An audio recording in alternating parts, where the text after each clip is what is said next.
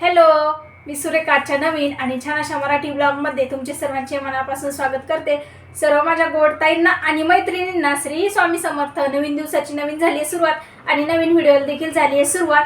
तर ताईंनो, व्हिडिओमध्ये कंटिन्यू राहा आणि व्हिडिओ शेवटपर्यंत बघा। ताईंनो, माझे व्हिडिओ आवडत असतील तर व्हिडिओला एक लाईक नक्की करा आणि माझ्या चॅनलवर नवीन असाल तर सबस्क्राईब करा। चला आता आजच्या व्हिडिओला सुरुवात करू। आणि आता जवळजवळ 5 वाजले तर आहे ना, आजचा स्वयंपाकाचा बेत आहे आमरस पुरी आणि त्यासोबत काहीतरी अशी भाजी करायची आहे जेणेकरून तिखट। तर भाजी काय करायची ते तर काही ठरवलं नाही, पण आमरस पुरी करायची आहे। त्यामुळे ना आता 5 वाजले स्वयंपाकाला सुरुवात करणार आहे। कारण जे म्हणजे थोडंसं पार्ट टाइम जॉबसाठी जातात त्यांना आज जायचं आहे, तर त्यासाठी मग आहे ना ते 7ला जातात। तर म्हटलं स्वयंपाक करू आणि मग ते जेवण करून जातात। तर इथं बघा आंबे आहे ना, बघा आंबे असे पाण्यात टाकून ठेवले जेणेकरून आहे ना त्याचा वरचा जो चीक आहे ना तो सर्व निघून जाईल आणि आंबे पण थंड होऊन राहतील त्यासाठी। तर आता हे ना आंबे असे पाण्यात टाकून ठेवलेत मी सर्व आणि इकडे साईडला ठेवून दिले आणि इकडे रुईला बसवलंय अभ्यासाला जरा वेळ। तिला म्हटलं थोडासा अभ्यास कर, तर अरे अननसाचं काढायला लावलंय। काढती का? जवळ येऊ बरं, जवळ येऊ। कशा काढल्या दाखव अरे अननसाच्या, तिकडे दाखव सगळ्यांना। अगं बाई, हां छान काढला। असं रुई अभ्यास करती आणि तिचं आहे ना म्हणजे लिखाण वगैरे हस्ताक्षर छान आहे बरं का। पण आहे ना विषय असा आहे की ती करतच नाही। म्हणजे कसं आहे ABCD वगैरे तर तिला चांगलं येतं, म्हणजे A to Z लिहिता येतं। 1 2 1 ते 10 मराठीतून लिहिता येतात। आणि आता आ ई म्हटलं थोडंसं शिकू तर तिला काढायचं ज्वार येतं, कारण ते थोडंसं कसं मराठी लिपी आपली थोडीशी अवघड आहे त्यामुळं। तर तरी पण तिला आहे ना थोडंसं शिकवलंय, पण आता थोडंसं रिव्हिजन म्हणून परत तिला काढायला लावलं तर ती बसली आहे। तर मी करते स्वयंपाकाला सुरुवात। तर त्यासाठी ना आता पुऱ्यांची आधी तयारी करते। तर पुऱ्यांसाठी नाही तर मी गव्हाचं पीठ चाळून घेतलं आणि त्यात मीठ टाकून घेणार आहे।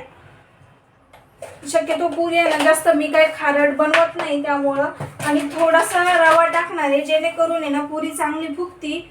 तर मी ना माझ्या अंदाजानेच रवा टाकणार आहे, एवढ्या पिठाच्या जास्त नाही टाकायचं, थोडंच टाकणार आहे। तर तेवढा मी रवा टाकून घेतला आणि हे पीठ आहे ना चांगलं मिक्स करून घ्यायचं आणि व्यवस्थित मळून घ्यायचं। पीठ शक्यतो घट्टच मळायचं पुरीचं, जास्त काही पातळ मळायचं नाही, कारण त्याने ना मग पुरीला तेल जास्त ओढलं जातं। तर आता आहे ना मी पुरीचं पीठ व्यवस्थित मळून घेते।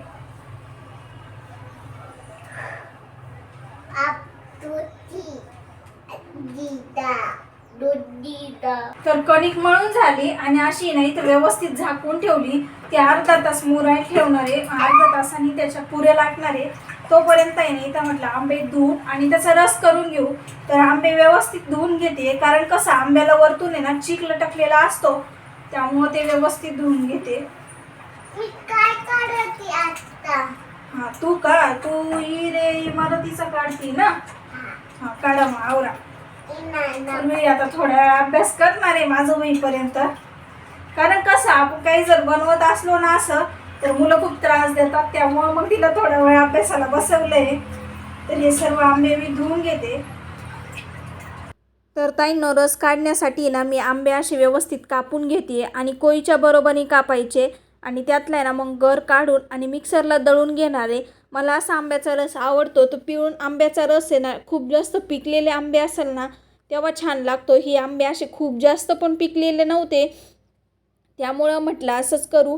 तर इथं मी सर्व आंब्यांचं आहे ना असं कापून घेते व्यवस्थित, जेणेकरून कसं एकदा हात भरले ना चमच्यानी काढण्यासाठी तर व्यवस्थित काढता येईल।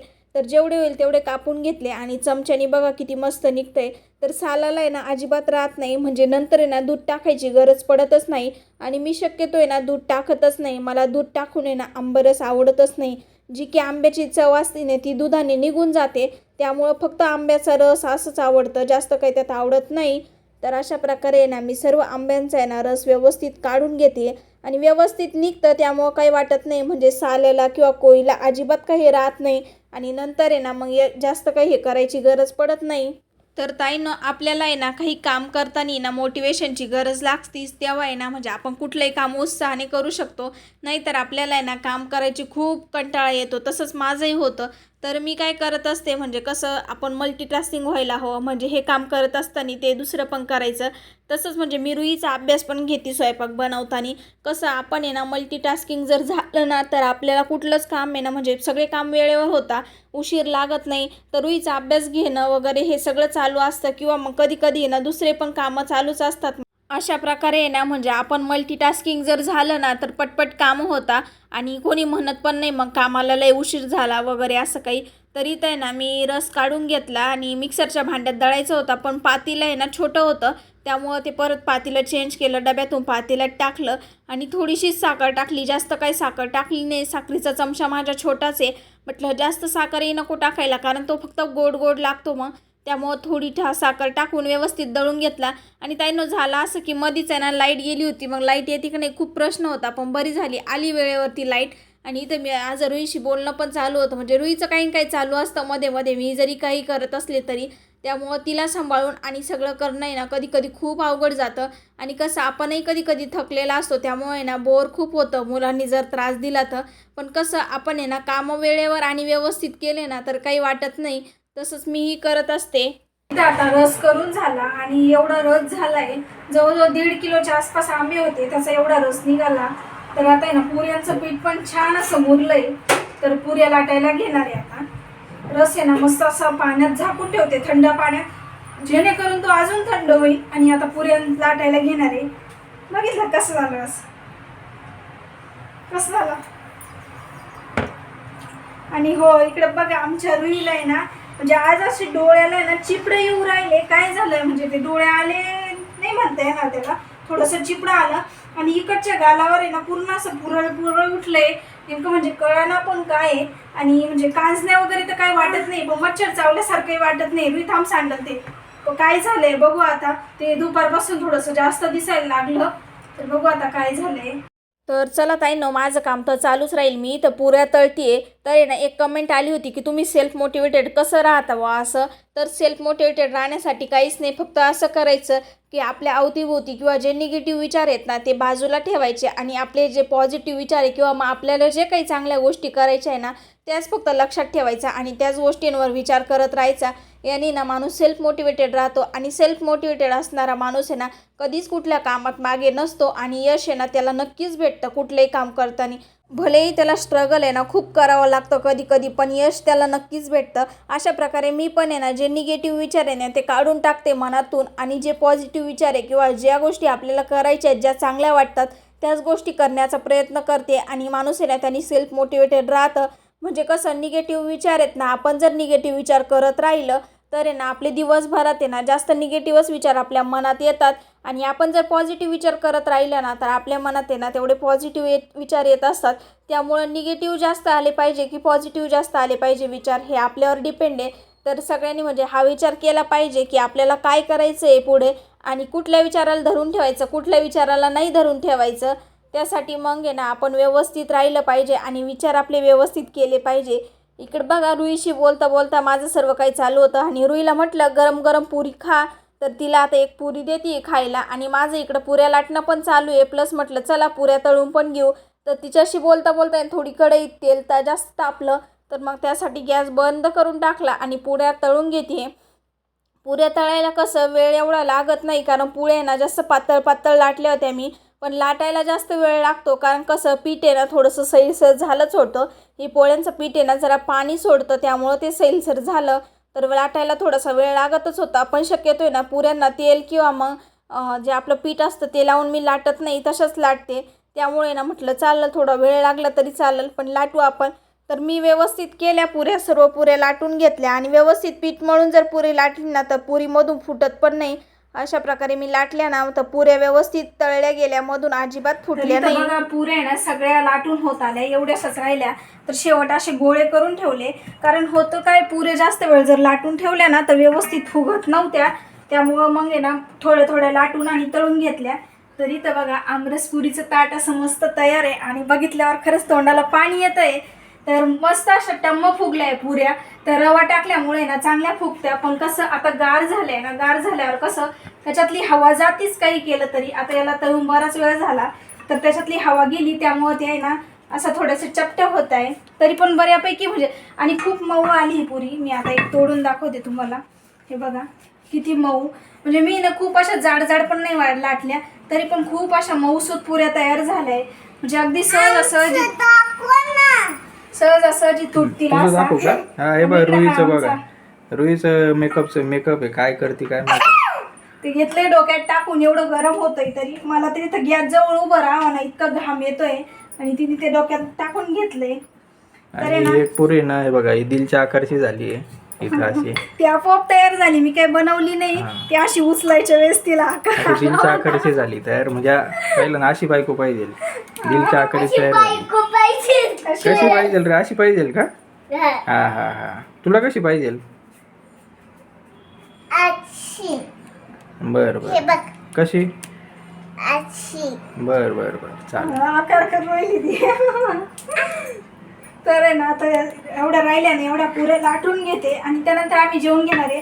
आता काय भाजी करणार नाही, भाजीचा प्लॅन कॅन्सल केलाय, कारण पुऱ्या भरपूर साऱ्या झाल्या आणि रस पण भरपूर आहे. आणि कसं भाजी जर केली ना विनाकारण हे पडून राहील, त्यापेक्षा भाजी नाही करणार. थोडंसं असं गोड सोबत तोंडी लावायला असं चटणी वगैरे असं काहीतरी आहे, म्हणजे पापडाची चटणी करते किंवा मग खुरसणीची चटणी आहे. तर चला आता पूर्ण लाटून घेते. इथं किचनमध्ये खूप म्हणजे आता उभं राहावं ना असं गोल झाले आणि मग तर रस आणि पुऱ्या तयार झाले आणि इथं आम्ही बसतोय जेवायला, कारण यांना जायचंय पार्ट टाइम जे काम करतात त्यासाठी. त्यामुळे मग आम्ही जेवायला बसलो. जवळजवळ ना 6:30 वाजून गेले आता. तर अशा टायमाला जेवायला बसलो, कारण कसं थोडंसं लवकर पण जेवायची सवय लागली आता आणि जायचं असलं त्यामुळं तर जेवावंच लागतं. तर आहे ना पुऱ्या पण एकदम छान लागत आहे रसासोबत. रसपुरीचा बेत मी पहिल्यांदाच केला, म्हणजे रस आपण कसं पुरणपोळी ऐकलेलं होतं मी, किंवा मग दिरडे किंवा मग रसासोबत साधी पोळी असं हे करतात, पण पुरी पहिल्यांदाच केली. तर छान लागते का? हो मस्त लागते. आवडले? तुम्ही पण या खायला, सुरळी सांगते. तुला आवडलं ना? तर मस्त खुरसणीची चटणी, चाटून असं म्हणते ती. खुरसणीची चटणी, रस आणि पुरी. तर आम्ही जेवण करून घेतो, भेटते तुम्हाला. तर ताईंनो इथं आमचे जेवण झाले, गेले आणि त्यानंतर आहे ना मी थोडंसं एडिटिंग वगैरे केलं. लगेच काय भांडे वगैरे घासायला घेतले नाही, म्हटलं चला एखाद्या दिवशी झाला उशीर तर, कारण एडिटिंग गरजेचं होतं व्हिडिओचं, त्यामुळे ना एडिटिंग करायला घेतलं. एडिटिंग झालं तोपर्यंत आहे ना जवळजवळ 9 वाजले होते. तर 9 वाजता इथं मी भांडे घासायला घेतले. तर आहे ना जे चहा पाण्याचे भांडे घासून ठेवलेले होते ना पाठीमध्ये, ते आधी लावून घेतले आणि त्यानंतर आहे ना बाकीचे मग भांडे घासायला घेतले. आणि भांडे ना रस होता त्याच्यामुळं खूप निघाले बरं का, कारण कसं रसाचा थोडा जरी कशाला हात लागला तर माणूस लगेच मग घासायला घेतं. आणि बेसिनच्या नळाला जर पाणी असेल ना तिथल्या तिथं कधी कधी धुवून टाकल्या जातात, पण नळाला पाणी नाही, मग ते टपात पाणी टाकून धुवायचं म्हटलं ना मग कंटाळा करतं माणूस, मग एकदमच भांडे घासायला घेतं. आणि माझं तरी तसंच होतं, टपात पाणी टाकून आहे ना घासायचे म्हटले ना लई कंटाळा येतो. पण आता काय पावसाळा येईपर्यंत ते तेवढं ॲडजस्टमेंट करावं तर लागणारच आहे, कारण कसं पाणी सकाळीच येतं 1 तास, त्यामुळं पाणी ना भरून ठेवावं लागतं आणि तेच पाणी मग दिवसभर वापरायचं. तर अशा प्रकारे ना मग आता सर्व म्हणजे भांडे घासून घेते मी. आणि भांडे घासायला ना एकदा सुरुवात केली तर जास्त काही वेळ लागत नाही, म्हणजे पटपट जर घासले तर. आणि भांडे जास्त कडक नव्हते झालेले, मी पाणी टाकून ना भिजत ठेवलेले होते, त्यामुळे वेळ नाही लागला. जर भांडे कडक झाले ना जास्त तर जास्त वेळ लागतो. त्यानंतर आहे ना इकडे लगेच मी घेतलं किचन ओटा पुसण्यासाठी. तर गॅसवर आहे ना खूप तेलाचं उडालेलं होतं पुऱ्या तळल्या तेव्हा, तर पूर्ण लिक्विडने व्यवस्थित घासून घेतला. आणि इकडं रुईचं चाललंय मस्त खेळण्याचं काम. तर बघू शकता 9 वाजले. तर जवळजवळ आहे ना म्हणजे भांडे वगैरे घासायला जास्त वेळ तर मला लागत नाही, 15 मिनिटात भांडे घासून होतात किती जरी भांडे असले तरी.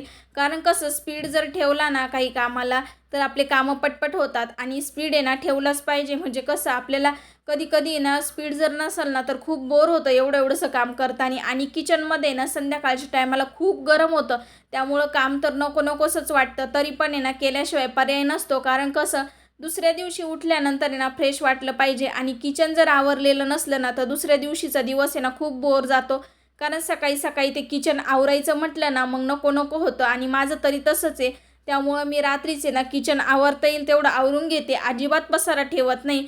आणि दुसऱ्या दिवशीच्या आहे ना थोडंसं म्हणजे स्वयंपाकाची वगैरे तयारी करून ठेवते, म्हणजे जसं की भाजी कुठली करायची काय तो पण विचार करत असते. तर अशा प्रकारे ना मी नियोजन करत असते.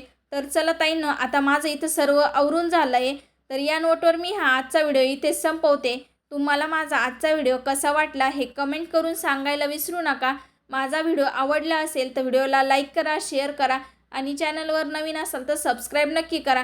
चला मग पुन्हा भेटू उद्याच्याच नवीन आणि छान अशा मराठी ब्लॉगसोबत. तोपर्यंत बाय. श्री स्वामी समर्थ.